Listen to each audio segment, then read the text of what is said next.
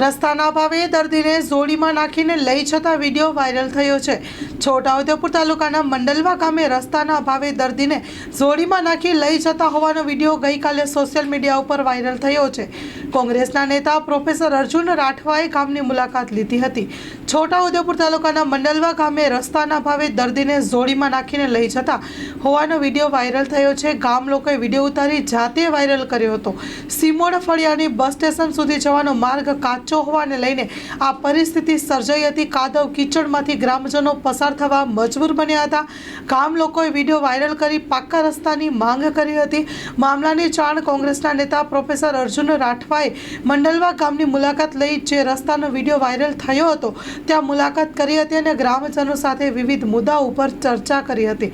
Story report by Imran Sindhi, Chhotaudepur. આવા છોકરાને ભણવા જવું હોય તો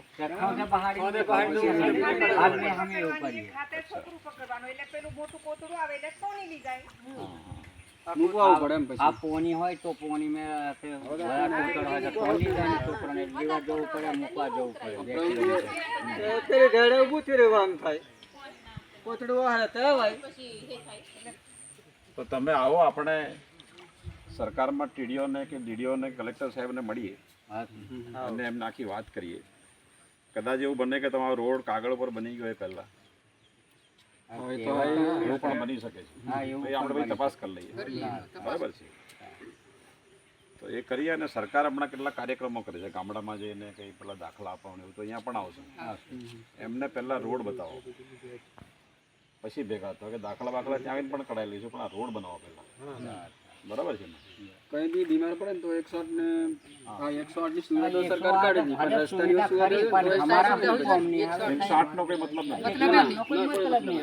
અમે ચોરી મેં કાઢીએ પછી અમને ઘણો પ્રાઇવેટ સાધનો એવા મળી જાય, પછી એને શું કરવા? 108 ની પછી લાવીને આવ્યા તો કોઈ જરૂર જ કોઈ નહીં। છોકરું ઉદયપુર ભણતું હોય, અપડાઉન કરતું હોય, કોલેજમાં હોય, હાઈસ્કૂલમાં હોય, એને પણ તકલીફ પડે। હા બદલા છે ને ભણવાનું નથી ગયા, પછી છોકરો બીને એટલે ઘેર નવરો નહીં હોય, કંઈ કોમે લાગી રહ્યો, છોકરો એકનો જાય ને બીને એટલે પછી ભણવા જવાનું। અહીં સલ્યુ નારું બનાવવા કીધું પણ કશું હતું કરીને, કદાચ સલ્યુ નારું હોય તો પણ કદાચ ચાલી જતા રહે। આ પાણી વધારે, આપણે પાણી વધારે આવે એટલે સલ્યા જેવું હોય ને કે સારું રહે। તો આપણે કાલે તમે આવો અને ટીડીઓને મળીએ આપણે, બરાબર છે? હા, વાત કરીએ આપણે।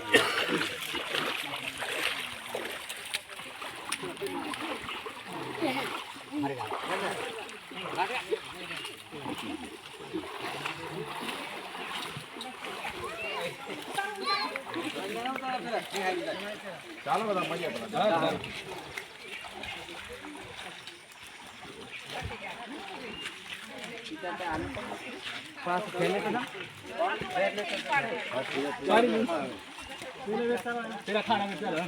વિડિયો બતાવી દો।